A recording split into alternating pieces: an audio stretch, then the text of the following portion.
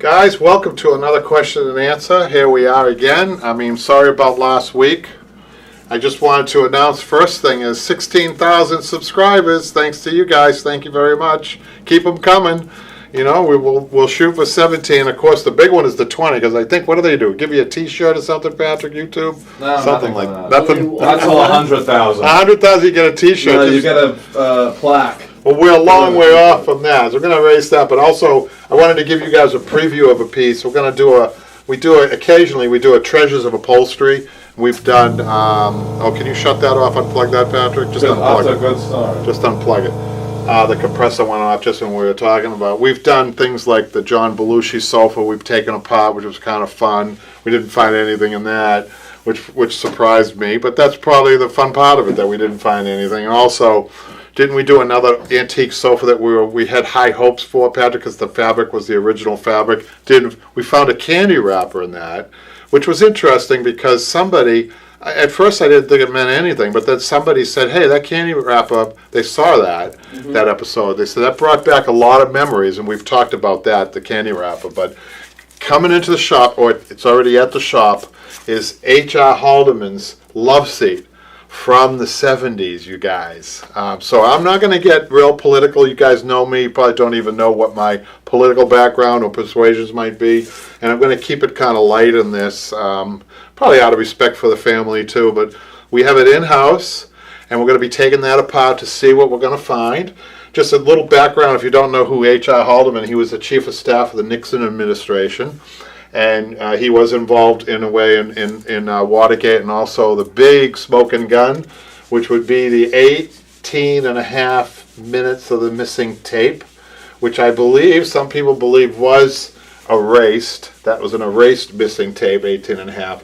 But there was also a transcript that was missing, I believe, of the 18 and a half minutes. So we may not be able to find a snippet of the tape, who knows, but maybe we'll be able to find the transcript at the secretary. Oh, so yeah, there you go. We'll be looking for that, Jimmy. But any other goodies? Because I'm pretty sure this was in the White House, so that's going to be exciting. And this is kind of recent history. Usually we're involved. Well, I guess the John Belushi sofa was recent history too. But usually what we do is we do antiques on that segment. But look for that, you guys, okay? So now I'm going to get... That was the longest erasing I've ever seen in my life.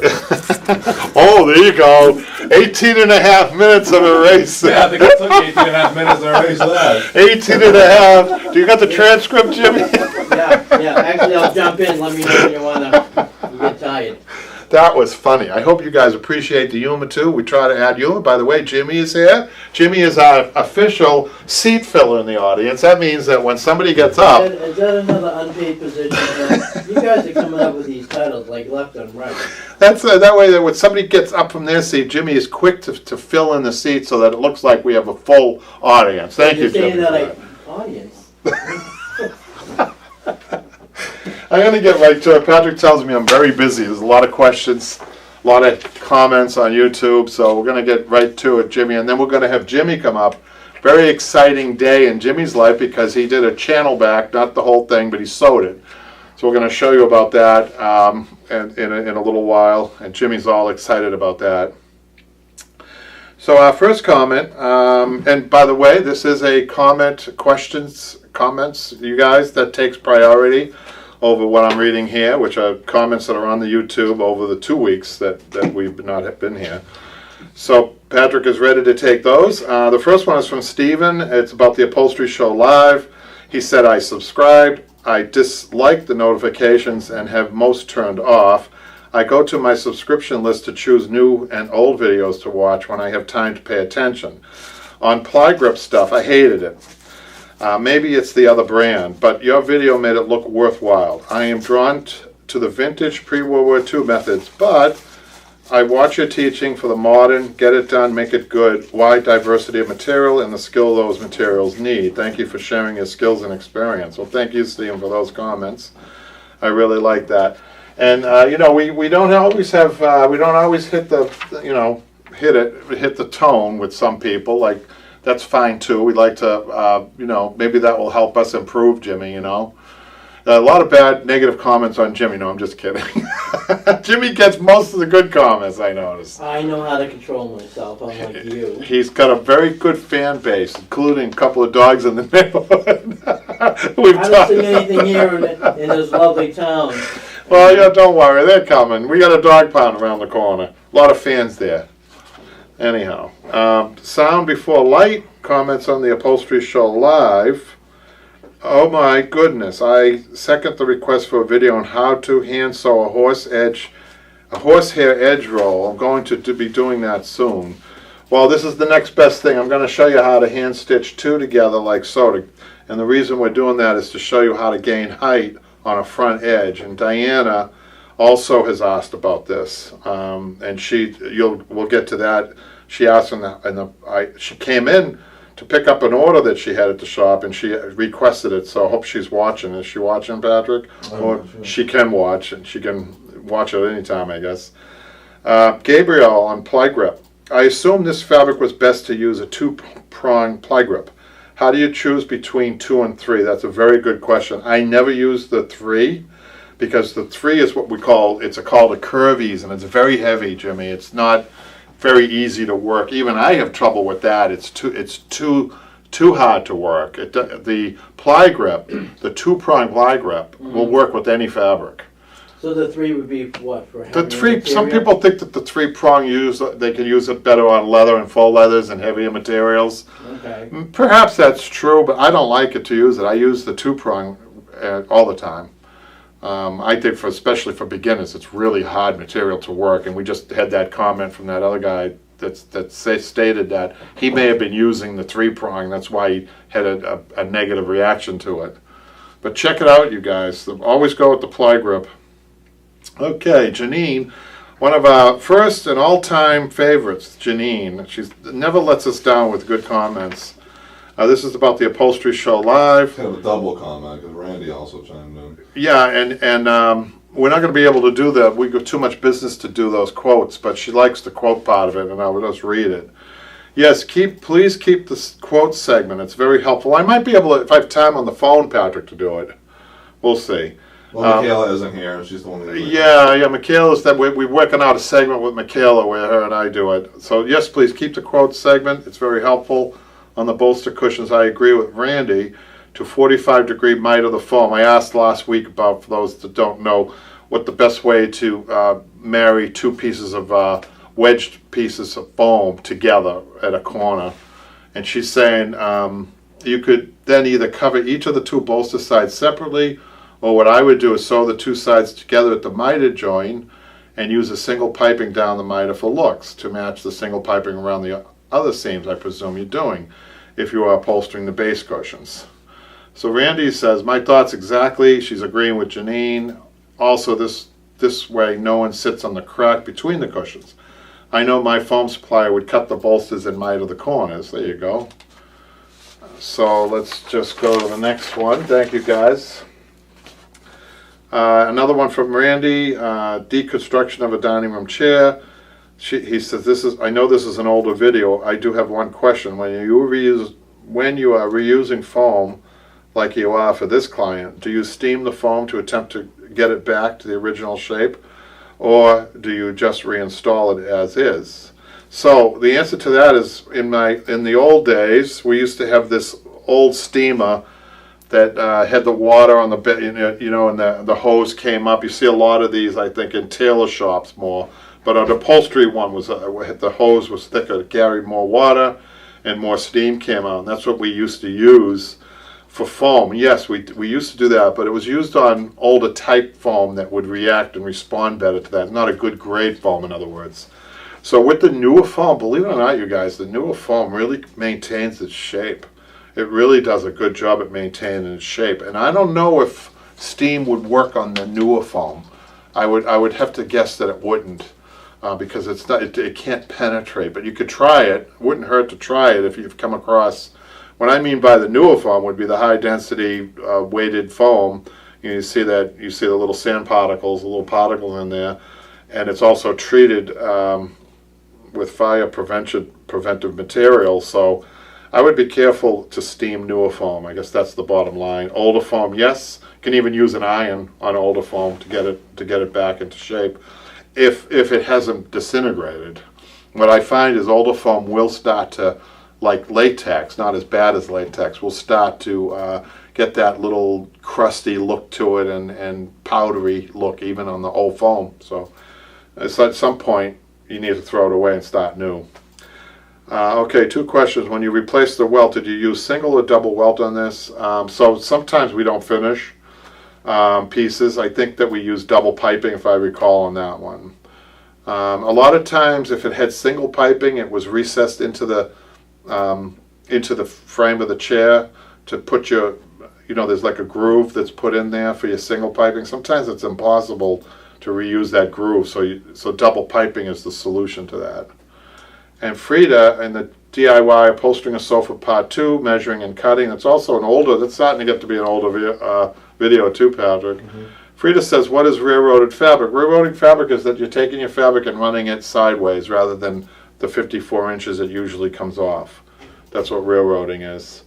The Upholstery Show Live. Randy says, I'm not sure what is up, but my comments seem to be disappearing. Patrick, do you know anything? That was on the live comments. The live comments. Yeah, I don't know what. But he also... That happens to him a lot. He'll say, message retracted or something. Maybe he's being erased. Not by me. By YouTube, I don't know. Oh, well, we'll see about that. We'll see if our video about H.R. Alderman goes through, huh? Randy says, welcome back, Jimmy. Thank you, Randy. Jimmy, there's an empty seat over there, Jimmy. Jump in there, will you? Jimmy's a good sport. I could talk to your wife, but probably could talk to her for days. On the corner bench, I would. He's talking now about that problem that I presented 2 weeks ago. On the corner bench, I would miter the plywood base in the corner. I would also miter the bolsters. This way, everything meets at a nice 45-degree angle at the corner. You may want to see if your foam supplier will miter the bolsters. I can't wait to see how you have Jimmy make the channel back. Which we did today. We did today, and Jimmy's going to talk a little bit about it, Randy. So we're trying to speed. I'm going a little fast here because Patrick tells me there's a lot. So Randy's next comment. Randy says, funny. How to fill your new cushions. I just heard the Olympic Committee is replacing wrestling with the new sport of cushion stuffing. And ain't it the truth? That's hard. Jimmy, have you ever filled a cushion? No. I mean, I've done... You've not experienced life until you filled a cushion. I haven't felt the pressure of the event. How's that? Well, let me tell you, when the lights and cameras are on and you have to fill a cushion, there's a lot that goes on filling a cushion, man.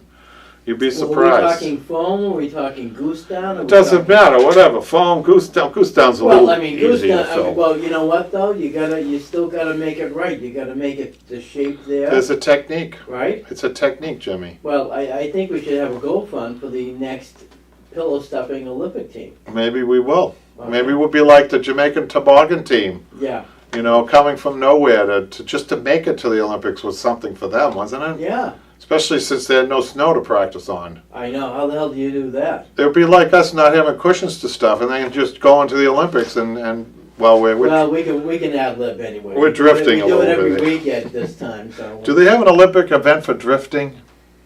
Drifting? Drifting, yeah. Drifting.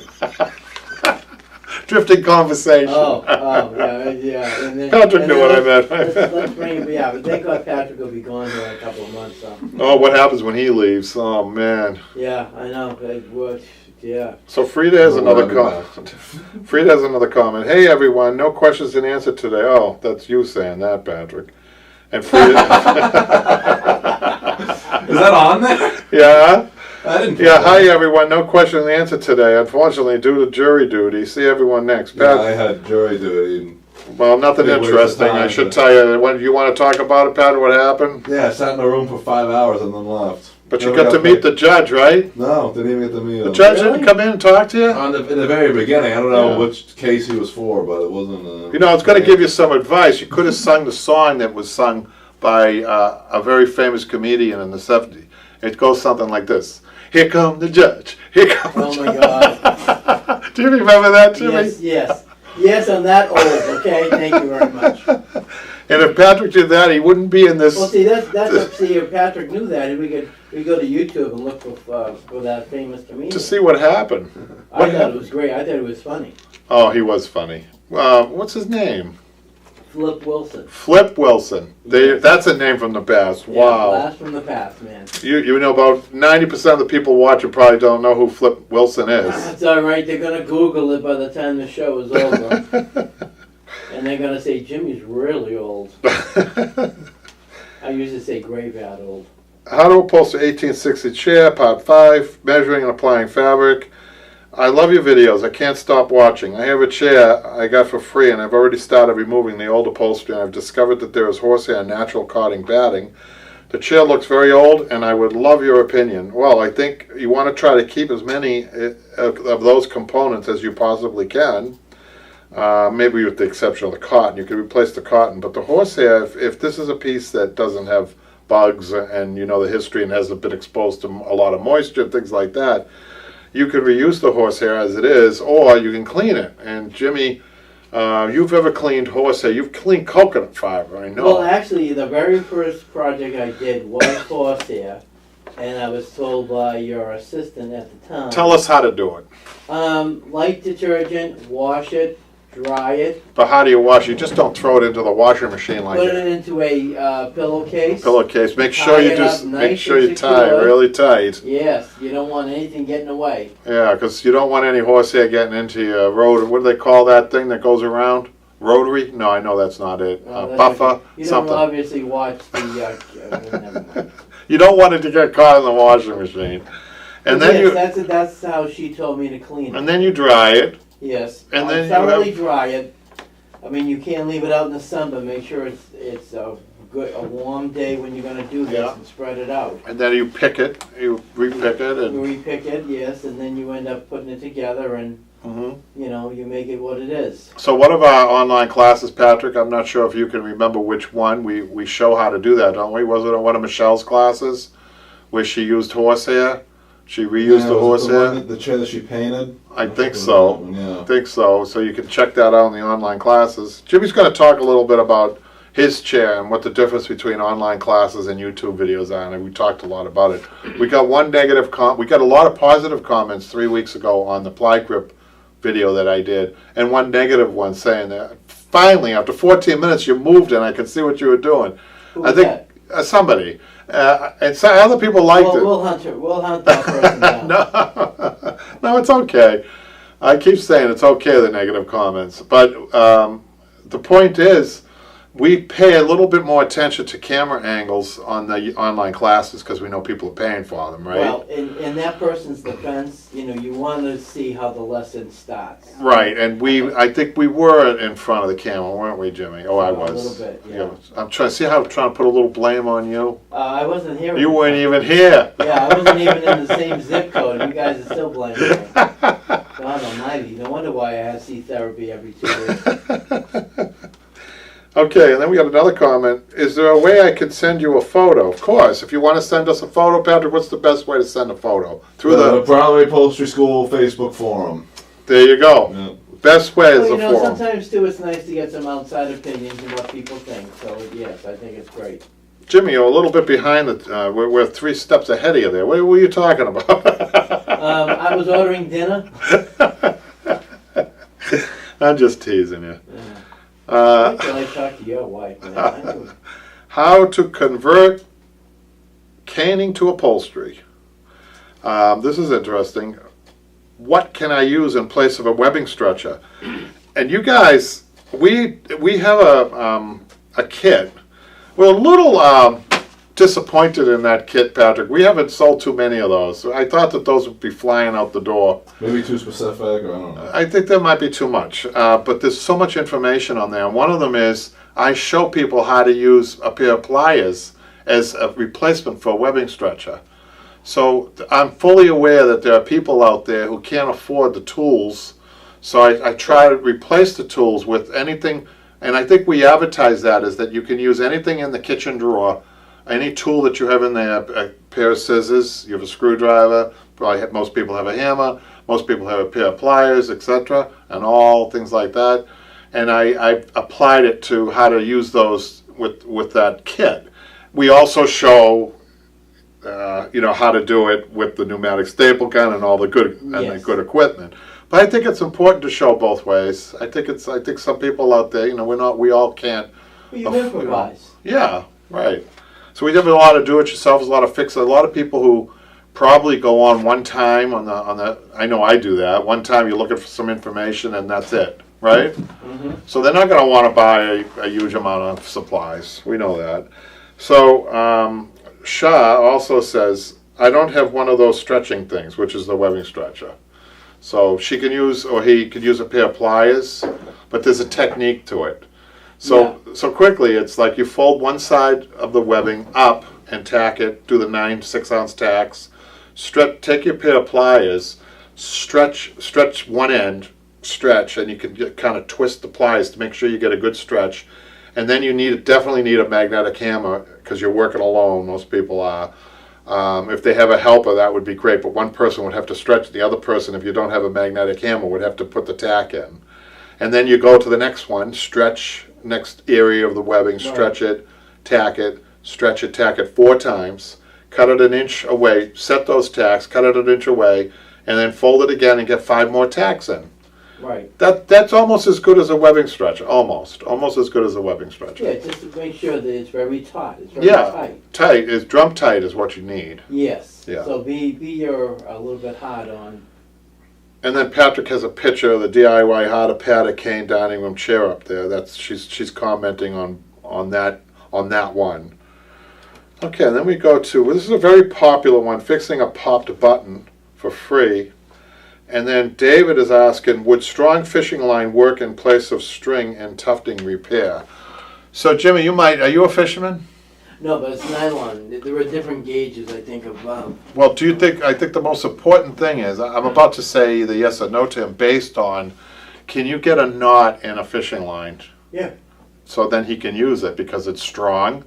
And as long as he can get a knot, it's actually specifically a slip knot. Slip knot might be a little harder to tie with a fishing line, but people use. People know how to use material. They use the long nose pliers to do that when they're tying fishing flies. Yes. They're using a microscope and they're tying it, right? They're gonna get you out in the water. People make their own flies too, right? Yes, they do. Yeah. So I think you could do it, David. I like the improvising. I like when people improvise. Well, he knows how to deal with it. He knows what he's Because now that I think of it, when we showed 2 videos on how to fix a pop button, one is with the proper tools, the German needle and all that, and the nylon thread, which we get a kit through and Patrick, you got a blinking red light here. Yeah, I know, it's going to die soon. The 18 and a half minutes is coming soon. I can see it. After you wrap this one up. What are you going to do? Are you going to take a pause? No, finish answering this question. So he's probably responding to the home tools, and I don't think I mentioned the threading in there. So I think fishing line is a good choice. So I like that.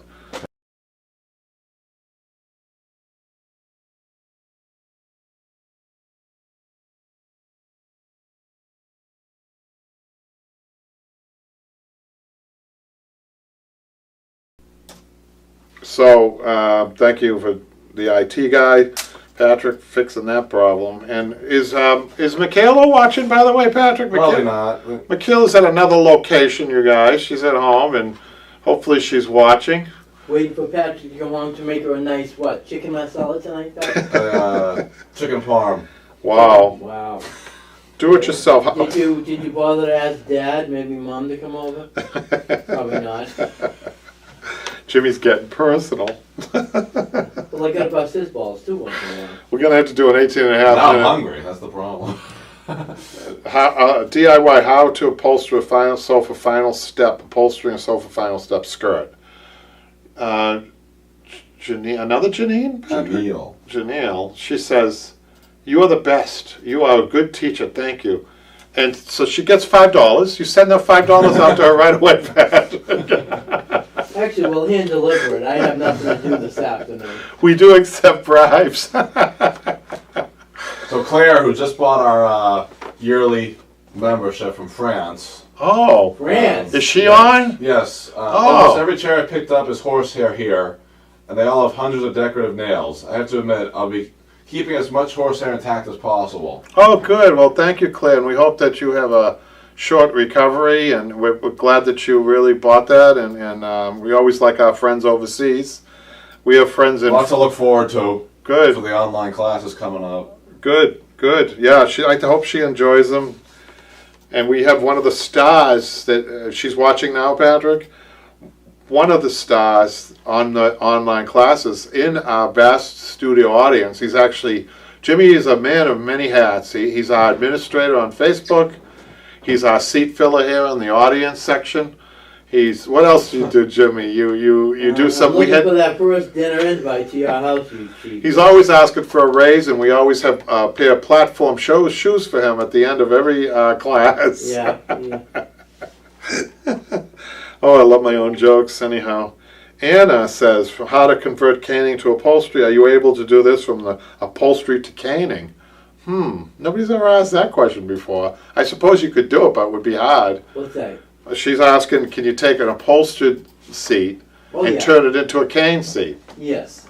You know what? For curiosity's sake, I would love to take a caning class just to see how. I know there's some tools to see how it's all done. I would say to anybody listening, if you want, you guys should learn how to hand cane because it's in real demand here. I have people asking me all the time. It would be a good little side business for somebody, Jimmy, if they knew how to do it and they were good at it. Oh, I know. I've seen some of the lessons, and I'm like, wow. How do you go from there? So now we got another Patrick, this was probably the most popular one, how to upholster 1860s chair. And I always said I think it has something to do with the thumbnail that you have on it. It's really a good thumbnail. I think Patrick's thumbnails are really nice. How to upholster that chair. Wow, I'm so happy I stumbled upon your channel. I cannot wait to start my first upholstery project. If only the guy who did my chair would have watched these videos. Must be a new school guy, laugh out loud. I'm a firm believer in old school artisans. Why change what was mastered long ago? Thank you. I agree 100%, but you also have to know how to do modern materials and modern methods, which we do. It's good to know, it's good to have vast knowledge in any one field, I suppose. Patrick Davis, this is pricing the upholstery business. This is really interesting, you guys. From North Carolina, furniture capital of the world at one time, and we all know what happened to North Carolina. It wasn't due to faulty furniture or anything like that. They were, talk about pricing, they were priced right out of the world market down there. I could go on about that. It's very upsetting to me, and it's kind of a hot button issue with me, but anyhow, you guys Google it to find out what happened. You'll find out. Put in North Carolina furniture industry, what happened to it, and you'll see. So he goes on, and previously owned reupholstery shop, late 90s, early 2000s. My grandfather raised me up in this and owned the shop for 36 years. Economic issues in 2001 caused me to go out of business and move on to other venues. My passion is to open a shop up once again and retire doing what I love. We're saturated here with small upholstery shops. The price war against each other. Wondering if you would have any advice in consideration. I absolutely do. You have to distinguish yourself as being different. And one way to be different is do a YouTube channel. That's a good way of doing it. As an introduction. As an introduction to your business. So you start up. Don't just start up and put that storefront up and put a sign up. You're going to have to do a little pre-work here. So Patrick, what I would tell you to do first, I would tell you to hook up. You've got the experience. Hook up with your local adult ed class and start teaching. And start teaching right away before you decide to do this. And I mean nighttime. I taught 3 nights a week in the Boston area. And it was a long day, man. I would get up early and be home by 11 o'clock at night. I mean, but you know, it was worth it because it put my name out there. People recognized me when I was ready to open my own business, which at that time I wasn't. So I got my name out there, and I continue to teach. And just recently, we don't teach in-house because of the pandemic, and I'm not sure if I'm going to start again. So we went to the online classes. So we've evolved from in-house classes to the online classes is what we do to generate a buzz on the business, and it does work. When people Google upholstery, sometimes the YouTube channel comes up, right, Patrick? Yeah. So it's really a good way to make you stand alone, and people really have respect and admiration for a teacher. So if they're looking at 10 upholstery shops and you're the only one that teaches at night, they might use you because of that. So it really is important in this case to be a little different, and you could command a little bit better pricing, and maybe this is a way to help the other upholstery shops, because if they're involved in price wars, that's not good in some ways. It's it's a good American thing, but if it's going on too long and you're not getting really a livable wage, that's a problem. So if Patrick, I've seen this, Patrick, I know what I'm talking about. If Patrick Davis, if he starts to, he could, the bay has all these boats, right? The analogy would be if the boats are floating, he's filling up the bay. You know the analogy I'm looking for. If he hits the high mark by being the teacher of upholstery and he gets a little bit more, he's going to bring everybody else with him, and competition is good that way. Yeah. It can be toxic though. Don't avoid toxic competition. I guess that's what I'm saying. Avoid. I never get into this. I never get into bad-mouthing another upholsterer. I wouldn't do that. They do it a lot to me, but I would never do it. I mean, I reach out. If I hear an upholsterer's having trouble, I reach out. If they need a helping hand, or if they need some supplies that they don't have, they've come in. I think it's really important to keep a good rapport. So maybe you guys all work together to maybe up your industry a little bit better to get a better price, because this sounds like that's what's happening. So many shops in a small area and they're in this price war. It's not good, because that's just a cycle. People have to know you are a personal upholsterer with regard to the fabric, with regard to your services. Yeah. Going a little further out there than others, depending on what you want to do. Yeah. I mean, go ahead, Patrick. We have a question, I think. Yeah, Amanda asks, I'm refinishing 5 older dining room chairs. I like to DIY, but struggle to trust web photos to pick fabric, and the only spot I've seen to buy fabric is Joanne. Any thoughts? Wait a minute. So it's typical that people have a hard time picking fabric through the web for sure, and those pictures don't say anything, but that's why you order samples, and that's why you Right, really. Randy just said that. You really have to have an upholsterer or designer in your corner that it has. See, this is where the average person, is not going to do well in getting samples on a one-off. I woke up one day and I want to upholster my sofa, and I'm going to go on the web and I'm going to order samples, and they're going to be frustrated because they don't have a rapport with any furniture company. The thing about having a rapport with the furniture fabric company is that you're going to get in a timely fashion information and the sample sent out. Nobody, I don't think I've ever had one customer pick exclusively from the website, but she mentioned the other brand name. She's saying that she can go into one of those places and find fabric in hand. Is that what she's saying? Mm-hmm. Of course, that's okay too, but the problem with that is we just stopped doing that. We just stopped. We've seen a lot of bad fabrics come our way. We've seen, and it runs the gamut from cottons to so-called cottons to faux leathers to real leathers. Really poor quality stuff coming through, and we've just decided we can't do it anymore. No more customers' own material for us. I hand pick all the fabric that comes in and that goes out. So I don't know if that answers all her questions. In other words, go to a local upholsterer in her area and work with them with their fabric. Yeah, go through them. I mean, you're not going to save a ton of money, but you're going to get a good product, and you're going to get good information. There's a lot of bad information out there. They're only trying to sell you fabrics. They're mislabeling fabrics and everything else. You wouldn't believe what's going on. There are knockoff sites. You think you're dealing with the company that is the company. You're not.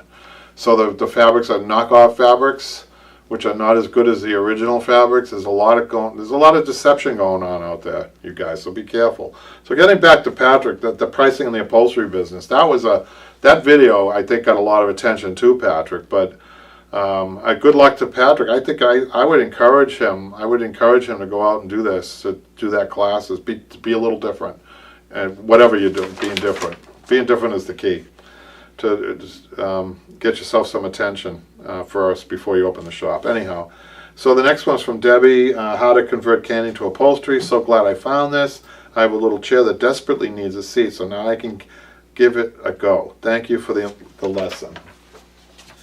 Linda, how to choose a trim. Thank you so much. I have been using fabric glue. I'm not sure I have the confidence to use a glue gun as I usually make a mess. I didn't know you could purchase an industrial one. Something for me to look into. Thank you again for sharing your knowledge and experience. So, you know, we have a video. That video is showing how to choose trim. But Patrick, I believe we have a video of how to do hot glue gun too, right? Yeah, we do have that. We do one. You guys can check that out. We'd like to focus. We'd like to really get into details. No, we're gonna start doing. That reminds me of I want to start doing. We just did. What was the one we did? Not edge roll. The ply grip. The ply grip. Yeah. We're gonna start doing videos on each kind of tool and supply. Yeah. And talk about what best uses are. That would be good. And you guys, we think we're a good source. One way you could support us is to use us online shopping that we have attached the Upholstery on Broadway site. And Patrick, can they still get T-shirts that Jimmy has? Yeah, through the YouTube store. Through the YouTube store. How come we never mention the YouTube store? Well, it's on the channel. People can see it. So I don't know. There's a little section for a store. You guys should check that out. It's a way to sponsor us, to support us. You sign and autograph them? Jimmy wants an autograph from me, but I don't know. I don't think the X would fit on his shirt very well. But Jimmy's a good sport. He wore his shirt today, and that's a great way to advertise us, and he wears it outside the street. Wears it proudly. Thank you, Jimmy. So now we're off to the Facebook. So for you guys who are first starting, if you join the online classes, you get great support from or even if you're just watching YouTube, I definitely highly advise you to go on and become, sign up, right, Jimmy? Jimmy's the administrator, and sign up for that forum, Broadway Upholstery School forum. People are helping one another like you wouldn't believe there. They're sharing photos, and there's great adventures going on there. I think Blair, he bought himself a beautiful, I don't know if you've seen it, Jimmy, Blair bought himself a beautiful trailer. I know that's one of your dreams, is to have a trailer. Yeah. With the gold star on Yeah. it, and you travel around. On the back of your other shop, yes. Actually, yeah. I may do some camping in your backyard. But Blair's got a really nice work trailer that he's got his nice logo on, and he's traveling, and he's doing wood projects and everything. He posts them on the Facebook. He's really doing good. I want to say hi to Blair. What's that? I'm jealous. I know. He's doing really well. He's a young man with a young family, so I'm really proud that he gets something from us, from the YouTube channel. So Maureen says, inherited these beautiful. Do you have this up, Patrick? Yep. Inherited these beautiful chairs from the people who used to own our house. Mid-60s, excellent condition structurally. The foam had turned to sawdust, and original upholsterer had not put burlap in. We had a small pile of yellow sawdust under the chair anytime we used them. I can guarantee you that was a latex, not foam. Took out every staple, replaced the elastic with jute, covered with the burlap. I've got some foam and some Dacron and medium weight upholstery fabric. It's definitely not going to be as formal as the original. The problem, I'm not sure what to do at the back. I think it was originally supposed to have caning. There are so many staples in that channel, I can't imagine how I would get them out. I probably cannot attach the fabric that way. Any ideas? Bonus, my rescue dog Maisie, I think she's a Dachshund Terrier mix. What was that about, Patrick? I think we mentioned that last time. Oh, okay. Here's this chair up now. The chair is beautiful, and she does have a problem. So, the outside back has to be put on first. Remember that. Because that faces out to the outside, that goes on first, and then you have to put at least a piece of burlap as some type of structure, and then before you put the burlap down, I would suggest a half a layer of cotton before the burlap. The outside back, half layer cotton, and then the burlap, and then maybe a layer. The burlap has to be folded, not under but over for extra strength. I don't think she can get webbing on this. It looks too dainty to me to get webbing. Then on maybe a layer of cotton, and then her fabric. So she's asking, though, the question she asked was how is she going to get this stapled in here? what you could do with your gun, if you can't get all the staples out, push them in. But if the staples aren't going where the old staples are, oftentimes they aren't. You could take the head of your gun. Sometimes you need to definitely have a pneumatic staple gun, by the way. You can get one of these guns that have a long nose to them, or you can borrow it, or be friendly with an upholsterer around the corner maybe. Borrow his gun, which is it's a long nose gun. And there's a way of this is a real trick, you guys, right? There's a way you want to take the gun and just angle it up, not down, not into the hollow portion of the chair, but up at the meaty part of the chair, and put the staple in where the other staples are not. And then you can still do a single weld. If that doesn't work, you could do a double weld to cover up where you had to, maybe take your staples and go a little bit off. Do you know what I'm saying? So there's ways of doing it, and I know you'll do a good job. We'd like to see the picture of that when it's done. Oh, is that... Yeah, it's before and after, I think. Yeah. Was that done? She did it. I'm not quite sure. Or was that check that if maybe she can... yeah, maybe... I don't know if that was it before she took Yeah, is that the before? I'm not sure. Other mention, maybe she can follow up on there. I think that's... I mean, it looks good. It does look good, but it looks... Well, I don't know. I won't make a comment on it. I don't know. She should let us know. Okay, and the next grouping here, Patrick, is from Diana. And Diana, like I said, Diana came into the shop, and hopefully Diana's watching, or she will watch. I want to show her how to do this. So this is half appreciation, half for recommendations. Kevin answered my questions about the wood damage on a flared arm in his last live session. He mentioned that sometimes you want to leave old fabric on for historical purposes. The fabric shown in my previous post was old, but I don't think the original fabric. This fabric on the back, however, I believe is original. I don't have the heart to remove it because it's so beautiful. And here's a picture of the area that has maintained more of its color. Oh, I love that. I'd keep it.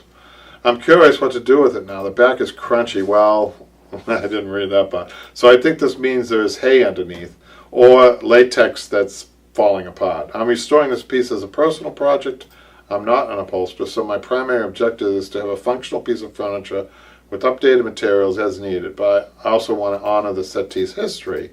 Thoughts? Should I keep the fabric and the hay intact? Should I remove the fabric but store it somewhere in the piece? I read about people stashing notes and fabric symbols under the dust covers or inside the frame of the arms. My original plan was to save the most colorful pieces of fabric and actually frame it with the UV protection glass, hanging it next to the finished settee. I love that idea, Diana. So what I would do is I would open a little bit of this fabric up to see what's going on underneath. If you have hay is an old batting. It comes under the category batting along with horsehair. But hay is not really a great batting because it will disintegrate. And if it's disintegrating, I would encourage you to maybe redo it. Redo it in a you can use, if you had horsehair from somewhere else, you can use that, or you may need to go to keep in mind that this back does not mean to be super stuffed out at all. It's more of a decorative look on the back. It's not a leaning back. You're not leaning up on it for comfort, that's for sure. So just look at it first to see. You might be able to reuse it, and then you could attach the old fabric back and put a half a layer of cotton on that old fabric, and you're done. Hopefully you can do that. So it's an interesting project. So we'll put that down here. Question live. Okay. TT asks, I'm trying to upholster a wrought iron bistro chair with leather. I was going to use rivets, but that's not going to work. Any suggestions? I stay away from this furniture, guys. I don't go near it. I said the problem with this furniture is because it's a very highly machine-age manufactured furniture. Oftentimes their methods can't be really duplicated well by an upholsterer because they use special tools to tear the frame apart and special stretching techniques to stretch the leather. I get into all kinds of problems when I do these, so I don't do them anymore. There are people who specialize in these chairs, and that's all they do. They get really good at that. I mean, I suppose you could get good at it, but you're going to have to do a lot of study, somehow get a hold of maybe the manufacturer's prints or something to learn how to do it better. But I stay away from it. It just takes up too much of my time. I probably could if I probably could figure it out, but I don't have the time to do that. So any suggestions maybe? I would say try to find a specialist that does it and maybe hook up with them and be friendly with them and see if they'll teach you. What is that? A bistro? That one of those like barber chairs, like I was telling you about. Anytime there's metal framing involved in upholstery, it's a problem for custom upholstery. So like one of those fancy barber chairs could be kind of similar. Well, no, fancy barber chairs are made out of wood portions. Those aren't bad to do at all. But these are used. Oftentimes the frames are, there's no support other than the leather or the insert in the leather that they have, like a burlap, a heavy piece of burlap or something. They're not. I wouldn't say that they're great designs for durability. What I think they should do is post a photo of that to our forum. Yeah, do the forum. Somebody on there could help. So this is from Denise on the forum. Do I need to add webbing? None on the other side. Do you have that up there, Patrick? Mm-hmm. Do I need to add webbing? None on either the seat or the back.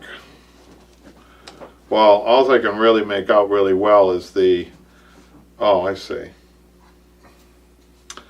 The outside back, what you could do is you can put some webbing, but don't put it on the surface. There's a technique where you can take your webbing. It looks like it needs some support. It looks like she's asking, can she repair this without tearing the inside back? Because it looks like it's looking at the outside back, but that's the inside back that's kind of drooping out. So she needs to, I would say that she's asking, how do I repair that? So you can repair it with webbing, but don't put the webbing out on the surface of the wood because you want to keep that clean. That's flat. You want to keep that as flat as possible. There's a technique where you can use the webbing on the inside and stretch it. What you do is you take your webbing, you fold it and tack it up. And then you stretch it and put your tacking towards that rail on the bottom, towards the outer portions of the rail, and then put a second row of tacks on the inside so that it stretches the webbing. And you could do that in 3 spots up and down, and then maybe run a piece of webbing side to side, if that's what she's asking. I think that's what she's asking. And then we have Denise. She says, we did an arm cap video. She's great information on the arm cap video and enjoyed making them for my mid-century chair. What a great job she did there. Did you see that, Patrick? Yeah, that's cool. I love the backdrop there, too. This is really nice. She did a good job. She actually upholstered it outside. Well, I have to say, Denise, something like that in the Boston area, it's an $1,100 job. So keep that in mind, all you guys who are out there trying to learn how to do it. I mean, you're saving money, too. A great amount of money. So it's a good job, a really good job. All right, so now we're going to have Jimmy come up, and he's going to demonstrate first. I know demonstrate. Jimmy, do you think you can, he's in aisle number 25, and it's going to take a little while for him to come down to move everybody. There's a couple of people, they stepping on their toes, and I knew a guy once that sat in one of those theater seats and flattened it right out. He sat down on it and flattened it right out. Was that you? No wonder why they don't want you in the theater anymore. I was in you guys wouldn't believe it. I think I might have told this story. Let me go ahead. Why don't you move over. I'm going to show it. These theater seats are like this, and they're heavy and beautiful. So I was watching, I don't know what the name of the movie is, but I came in, it was a little dark, and I misjudged when I sat down. Imagine an upholsterer doesn't know how to sit. I misjudged, and I went really heavy on it, and this whole thing fell back, and there was a nice lady here on the back. The back hit her lap, and I was flat out, and the whole row moved, and there was some nice ladies over here, and they were like moving back and forth, and it was totally ruined. The chair was totally Did you ruined. offer your upholstery service? Well, I went down to the manager and I said, no, I didn't tell him. I went down to the manager and I said, that would have made it more humiliating. I said, the chair broke. That must happen a lot. He said, sir, this is a 125-year-old theater, and this is the first time the chair broke. Well, we can't take you anywhere. I would have offered my services, but he wasn't very nice. So I did. You're a busted chair. Now he has to kind of corner it off. Well, I know. Are you trying to make me feel bad, Jimmy? Well, yeah, kind of. Don't come to my house. I'll take back that dinner invite. All right, Jimmy. Let's show Diana how to do a edge roll. Okay. Do you want to do it, what? or do you want me to do it? No, you know what? Well, I'm glad you did this. I was surprised you actually brought it out again. Yeah. But I mean, this was used on the settee that I did. That's right. You've done this before. Yes. So Diana you need to subscribe to the online classes because you'll see it in greater detail with Jimmy's class. What was the name of that? The hardwood frame? It was. hand I carved. remember The Patrick. hand-carved mahogany. Hand Yes. carved. Jimmy actually demonstrates this very well, very slow and methodically. Which Well, we're not the going to do reason- here. We're going to do this fast. Well, the reason being was that there was so much to the settee because I had no idea how we were going to build up right. to make the cushion kind of sit back into the settee to make it look the way Right. it should be. So That's hairy, I know. So the front edges on any antique furniture, the posts that are on the side oftentimes are higher than the rail in the front. So you have to build, and it's a way to soften the edge. I mean, you just Right. can't upholster over wood anyhow. So it's not advisable to take a wood piece and make it the same height as those posts on the ends. Right. That's not good either. Okay. You don't want to do that. So what you want to do is provide a softer edge Okay. by using the fox edging. Now this is how to. I have the fox edging just stapled, just as a demonstration, a little Okay. bit on this. Now is But this isn't enough. So usually the way this is put on is with 14-ounce tacks. I'm not going to demonstrate that. Diana will have to get your. I will explain it though. You take 14-ounce tacks, and you go through and you pinch it like right around here on this near the meaty section, not just on the flange, because the idea is you don't want any roll at all on that. Right. You want to tack that probably about every inch or two across, and then you need to check it. If it's rolling, you need to get more tacks in. So it can't roll. So this can't roll. It's rolling now because it's not attached in a way that Right, I'm but just I'll hold it just for you. demonstration. So let me do it, Jimmy. So what we're going to do is we're going to start by putting a slip knot on this end, and we're going to do the slip knot. We're going to go through the top and just skimming the bottom piece there, right? Let me get closer then. Hold on. We're going to skim the bottom. Jimmy's going to hold that. And then we're going to this is just to hold that. Just let that go for a second. Okay. Okay. And we're going to do a slip knot, which, by the way, we've got at least two slip hands on the knot. bottom. Well, it doesn't matter, because we've got these on YouTube. You guys will have to check the YouTube out, and we're going to really stretch that. Really, that's a nice thing about a slip knot. It gets this tight. It's a beginning, you guys. Okay, and then what we're going to do is we're going to cut these twines, and then we're going to go all the way to the end. By the way, I'm not wasting this. I have a piece. I have a piece that this is going to fit on, and we're just going to get another slip knot over here. So what this does is it just gets us started for the next series of stitching. So now some people pin this. You could pin it too. So what you would want to do is get a few more, like maybe every 6 inches or so if you want, and that sets it right where it is, because your next stitch is a blanket stitch. So this has to go on top of one another like this, right? So the blanket stitch is going to go all the way around. You better move your hand, Jimmy, because I don't want to. Once you do, can you just get a knot? Mm-hmm. Let's get a knot in the end there. There you go.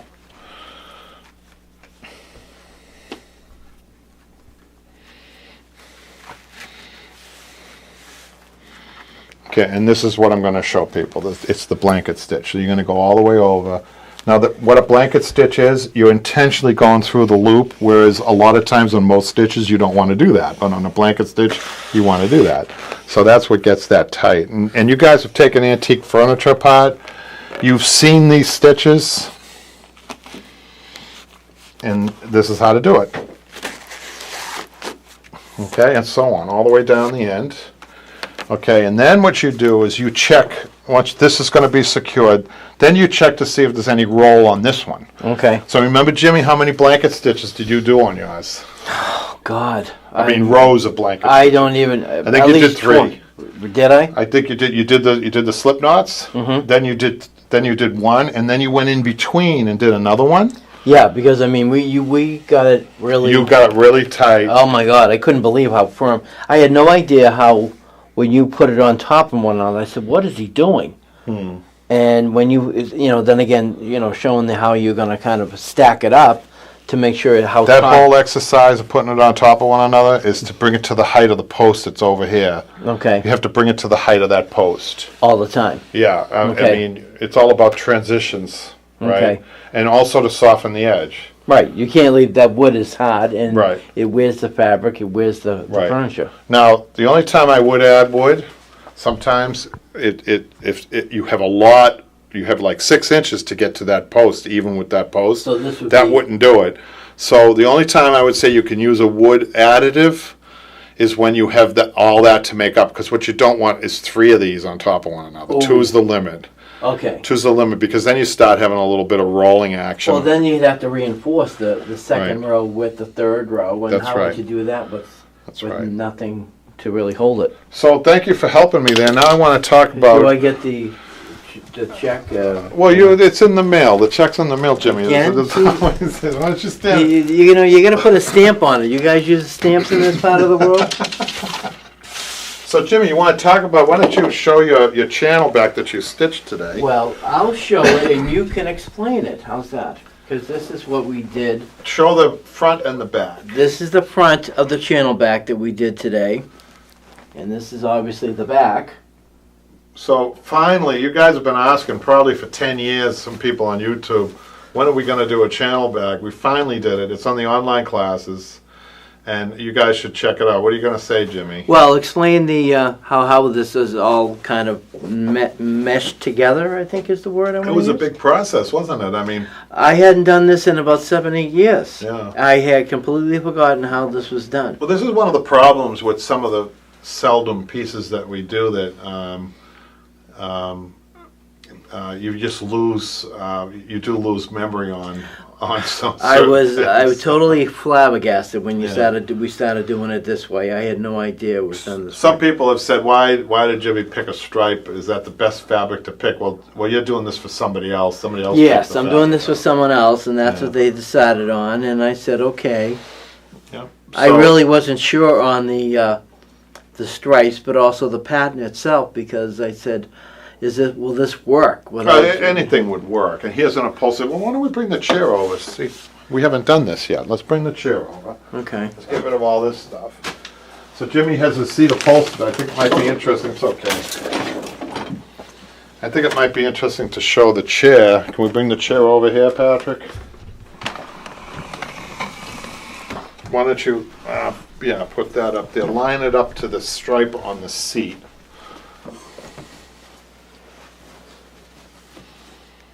Bring it up a little bit. So let's just tuck it in there. Wow. So we concentrated on keeping the middle piece centered, right? And then this is all one piece up here. We don't take separate pieces. You never do that, even on a stripe. Well, I think what people with hearing about the channel back chair, how it's all actually, again, how do you put it all together to make it all as a one unit? By the way, Jimmy has on the end pieces, they're actually wing channels. So we're going to cut those and sew that on here. But Okay. before we do that, well, no, we'll do that first, and then we'll fill the channels next time. Yes, Okay. next week we will. So there's a lot of work on this. Yes. Well, I mean, on other chairs, you would not have the wing. Most of the standard styles would be of just a straight, like, Yeah. okay. Yep, and then the wing was put on separately. There'd be a gap in here, Okay. and then the wing would be put on upholstered, Okay. rather than stitched like yours. That's the difference. Okay, so next week when we do put it's going to have the same stitching as the rest of it. Yep. Okay. Yep. Now, why didn't we do it then? Today? I mean, why didn't... We didn't get to it. We'll get to it next week. Okay, I We'll- didn't know if that's you do Yeah. the main and then you say, okay, we're going to add the wing. We did. We left it. We did leave it out till now. Okay. It's just a little bit too much bulk to work with. There was enough bulk there, right? Now, this cotton is old, a little bit Right. older. Right. Do you know when it's time to change? You say, oh, That cotton is in great shape. I don't Okay. like changing. These are formed really nice, so I kind of like reusing them if I Okay, can. right. One of these I noticed is missing, so I'm going to show you how to make one. Okay. So that would be good for next Oh time. boy, there's another lesson learned, everyone. So I think that unless there's other business, Patrick, any other questions or anything? No, I think that was a really good show, though. I think we're going to let Jimmy close us out, maybe. Again? Yeah, sure. Well, I want to thank Kevin for coming in today and giving us all the lessons that we normally have. It was a fun lesson, again, with learning about the channel back and, again, with the lessons, especially with the sewing. Next week we will finish all of this, and hopefully we'll have a little bit better example of what it will look like as a finished product. But everyone, have a good week. Thank you for tuning in, and take care. Thanks, guys.